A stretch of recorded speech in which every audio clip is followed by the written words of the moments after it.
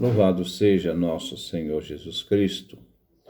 Nós vamos dar continuidade ao nosso comentário, o Evangelho de São Mateus, 62º encontro, Mateus capítulo 18, de 10 a 20.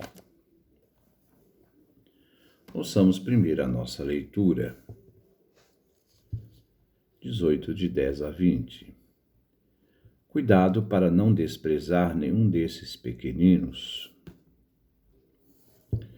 Pois eu digo a vocês, os anjos deles no céu estão sempre na presença do meu Pai, que está no céu. O Filho do Homem veio para salvar o que estava perdido. O que vocês acham? Se um homem tem 100 ovelhas e uma delas se perde, será que ele não vai deixar as 99 nas montanhas para procurar aquela que se perdeu?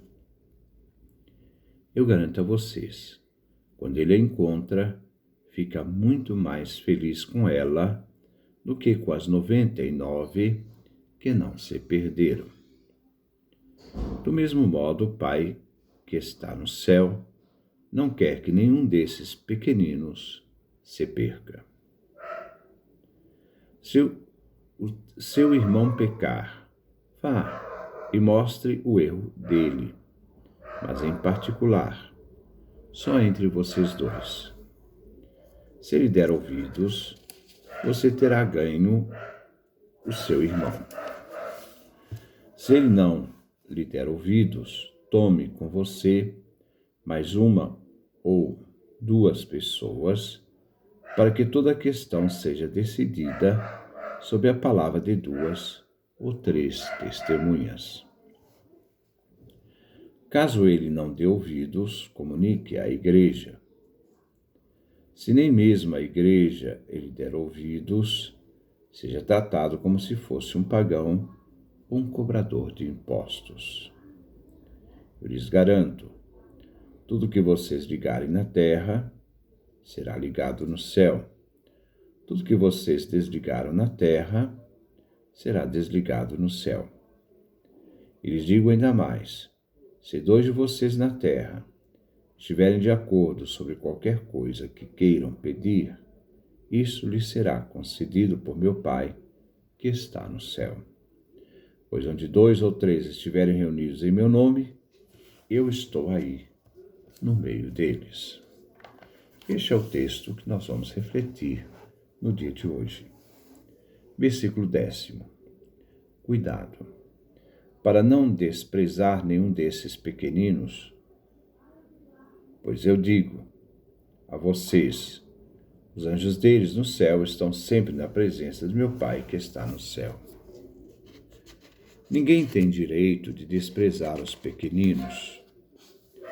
São justamente eles que estão sujeitos ao desprezo social, pois são modestos e colocados em segundo plano pelos homens e pelas sociedades.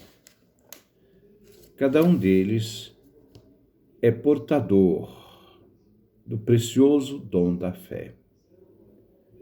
E por isso, esses pequeninos são considerados grandes. Jesus cita do porquê da estima deles. Se trata do fato de que seus anjos veem continuamente a face de Deus. Eles têm mensageiros divinos, que lhes foram dados a cada um em particular. Os anjos destes pequeninos servem ininterruptamente diante do trono de Deus, significando que eles possam ver Deus face a face. A fé dos pequeninos já participa da visão beatífica divina no serviço dos anjos. Versículo 11. O Filho do Homem veio para salvar o que estava perdido. Com este versículo se adianta o versículo 12, da ovelha perdida. Jesus, o Filho do Homem, veio, isto é, se encarnou, anunciou o evangelho do reino dos céus para salvar aqueles que se perderam. Esta é a sua missão. Para isto ele veio. E o que estava perdido foi encontrado. Esta é a alegria que se dá pelo encontro daquele que se perdeu. Versículo 12. O que vocês acham? Se o homem tem 100 ovelhas e uma delas se perde, será que ele não vai deixar as 99 nas montanhas para procurar aquela que se perdeu? O homem, o pastor, aqui tem na parábola um rebanho grande. Este rebanho não lhe pertence, mas lhe foi confiado. O mesmo vale para aqueles que exercem o ministério da igreja, apóstolos, discípulos.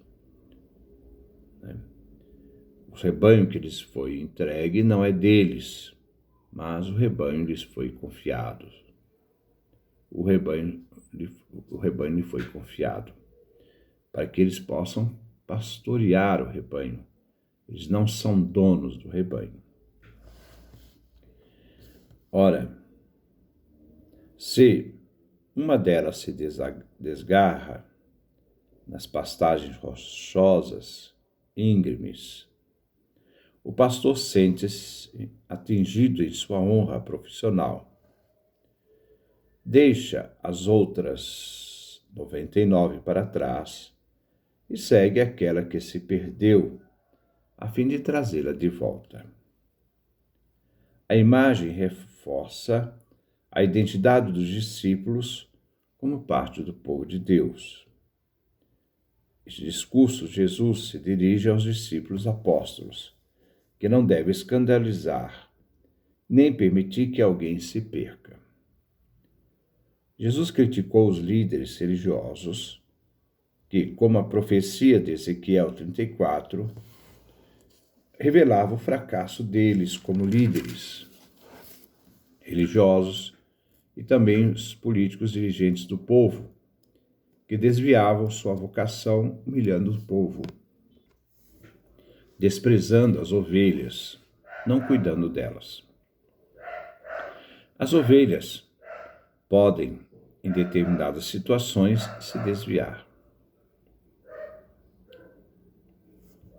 Elas podem se desviarem. Ou porque se tornaram discípulos infiéis, ou em razão de outros discípulos, através do mau exemplo, causando escândalos. Ou por causa da tribulação, perseguição, pelas riquezas. Mateus capítulo 13, versículo 21 a 22. Na parábola da ovelha desgarrada, de um rebanho de 100, mostra que essa que desgarrou ela é apreciada. O pastor então coloca em risco as outras 99, a fim de encontrar aquela perdida. O Filho do Homem veio salvar o que estava perdido. Versículo 13. Eu garanto a vocês, quando ele a encontra, fica muito mais feliz com ela do que com as 99 que não se perderam. O encontro com a ovelha que se perdeu dá muita alegria, visto que a vida dela foi salva, e se torna motivo de alegria maior. A ênfase que se dá na alegria do encontro daquela que se perdeu e é reconduzida ao rebanho é o centro aqui da parábola. A confiança que se tem nas 99 justifica a saída para o encontro daquela única, perdida, que depois foi reintegrada no todo. A igreja não deve se contentar com a perda de suas ovelhas, mas sabendo da confiança daquelas que lhes são fiéis, ir em saída dos outros que se perderam até encontrá-los. Daí, a alegria do pastor, moralmente integrado em sua missão. Versículo 14. Do mesmo modo, o Pai que está no céu não quer que nenhum desses pequeninos se perca. O pastor, na parábola, ilustra a vontade de Deus. O pastor dedica seus cuidados aos pequeninos e àqueles que se perdem.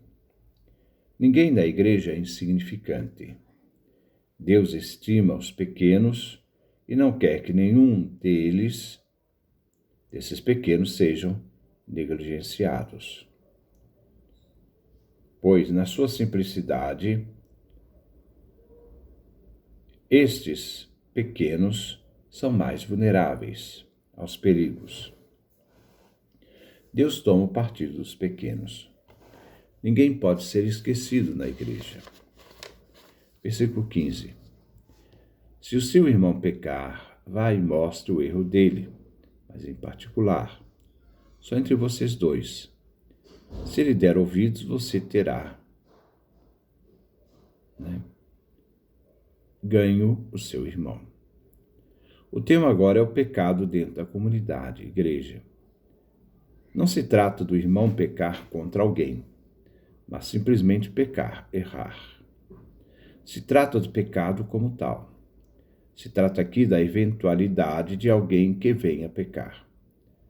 A igreja não é uma sociedade de puros e santos, mas aqueles que caminham para a pureza e santidade no processo histórico e contínuo.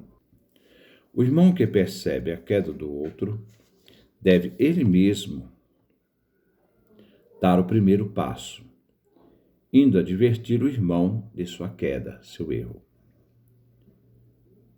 A má ação cometida deve ser nomeada com franqueza, para que aquele que errou reconheça sua falta. Não se trata de sermões, de acusações, que encontramos nos fariseus de hoje, travestidos de uma moralidade externa, mas dentro são sepulcros caiados, cheios de podridão e rapina. Não é um discurso moralista que atrai as pessoas, mas um amor que atrai, que convence. Aqui se trata de uma atitude pastoral, de abrir o diálogo sobre a falta, fazer compreender as consequências do erro, para si, para os outros. Porque todo pecado tem incide na comunidade e na vida social. O primeiro passo deve ser dado a sós, para não expor a pessoa. Se ouvir a admoestação do diálogo respeitoso e aberto, então se terá ganho o irmão, que voltará à comunhão da igreja. Versículo 16.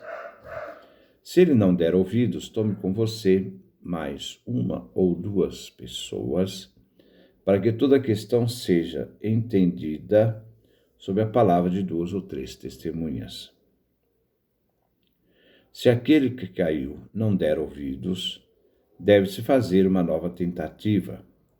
O convite de 2 ou 3 testemunhas adquire aqui uma força de lei, uma garantia para que se tente convencer o faltoso.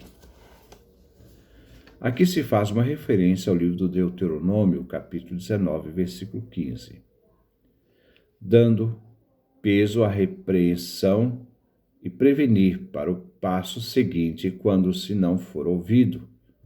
Então deverá ser entregue à igreja, à comunidade de fé. 2 ou 3 devem atestar os fatos, insistir ao pecador para que volte à comunhão do bem. Versículo 17. Caso ele não dê ouvidos, comunique à igreja. Se nem mesmo a igreja lhe der ouvidos, seja tratado como se fosse um pagão ou um cobrador de impostos. Segundo a tradição antiga da igreja, estes casos eram decididos por toda a igreja, pois o caso agora se tornou público. O que caiu deve comparecer diante do presidente da comunidade, dos presbíteros e de toda a assembleia. A igreja definia então a causa, no caso, e o presidente impunha a pena. No caso de rejeitar a correção da igreja, seja considerado um gentio, um pagão ou cobrador de impostos. O próprio pecador se coloca fora da igreja. O que ele provocou por sua própria má conduta, agora vem confirmado por parte da igreja. Ele, o pecador, se excluiu. A comunidade ratifica a sua situação. Gentios são aqueles que não fazem parte do povo eleito, embora eles são abertos também à pregação da igreja, como anúncio. E o cobrador de impostos eram considerados, pela sua própria profissão, embora pertenciam ao povo de Deus, de pessoas desonradas, pois a profissão de cobradores de impostos era considerado imoral, porque eles eram aliados aos gentios. Mas Jesus também chamou um cobrador de impostos, Mateus. Não quer dizer que eles estejam fora ainda da pregação da igreja, da insistência da pregação da igreja. Versículo 18. Eu lhes garanto, tudo que vocês ligarem na terra será ligado no céu. Tudo que vocês desligarem na terra será desligado no céu. Deve-se entender aqui, se esse julgamento é permanente ou não, ou só valerá até a espera de uma conversão futura. Vemos a gravidade que se atribui o pecado na igreja. Vemos que essas palavras são referidas a São Pedro também. Mateus capítulo 16, versículo 19. Aqui, a Pedro se refere à sua missão única em razão da fé. Aquilo que por primeiro se refere a Pedro, em separado, em referência a toda a igreja como um todo, junto com Pedro, se refere também agora a essa realidade que Jesus fala, para uma questão dentro da comunidade. Aqui, se refere a Pedro e aos discípulos, uma comunhão total. Então, nós devemos ver o seguinte, a primeira passagem, 16, 19, Jesus entrega Pedro à igreja como um todo. Então, aqui nós temos a questão da igreja enquanto um todo, que é entregue a Pedro. Neste texto, capítulo 18, versículo 18, aquilo que se refere a Pedro como a igreja toda, agora se refere sobre um caso particular. Esse caso particular que é dado na relação entre Pedro, os outros e a unidade da igreja. Ambos, Pedro e a igreja, recebem aqui a autoridade de Jesus. A igreja tem o poder de decidir sobre a permanência de seus membros. Pedro tem o poder do primado da fé para a igreja como um todo. O julgamento terreno vem equiparado ao julgamento celeste, humano e divino. A decisão em questão, decisão moral, tem autoridade divina. A exclusão do pecador não será irreversível, mas deixa aberta a possibilidade de conversão e um retorno à comunidade igreja, um grupo específico. Todo erro tem sua responsabilidade pessoal, atinge a todos os membros que não podem se omitir, porque qualquer erro coloca em risco a unidade da igreja. Assim, a importância da correção fraterna. Versículo 19. Eu lhes digo ainda mais, se 2 de vocês na terra estiverem de acordo sobre qualquer coisa que queiram pedir, isso lhes será concedido por meu Pai que está no céu. Aqui não se trata, como alguns enganam, da oração em nome de Jesus. Não. O acento está no ser comunitário. Os irmãos deverão unir-se em comunhão de acordo sobre o assunto a ser pedido. Então tem que ter comunhão entre eles e naquilo que se quer pedir. O número mínimo de ser comunidade, 2 ou 3. Esses números bastam para garantir o cumprimento da promessa. O que aqui na terra se resolve,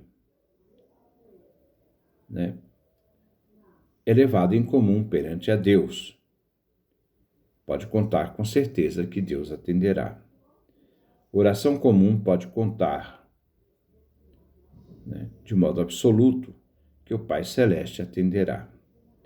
Não se diz a intenção da oração, se diz qualquer coisa. E tem sentido geral.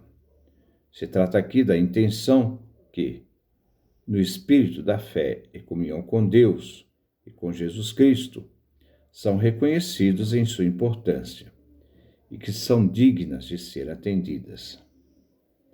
Critérios necessários para que se possam ouvir as orações é estar de acordo com a mensagem, com a vontade divina.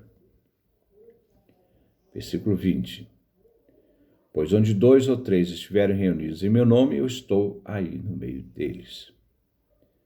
Depende da intenção moral, da liceidade daquele que se pede. Depende da intenção moral e da liceidade daquele que pede. E se essa petição está conforme a fé. A pequena igreja 2 ou 3, que se reúne para oração, está impregnada da presença do Senhor. É Ele que se torna presente, isto é, Jesus, quando a igreja se reúne em seu nome. A comunhão entre os fiéis encontra seu fundamento na profissão de fé comum em Jesus, numa força unitiva que faz a igreja e os une em comunidade e igreja. Quando reunidos no nome, na realidade e no poder do Senhor, então Jesus está realmente presente. O grupo mínimo possível, 2 ou 3, é suficiente para que a glória de Jesus se manifeste. Este é nossa leitura. Que Deus nos dê a sua graça, a sua bênção, a sua face resplandeça sobre nós.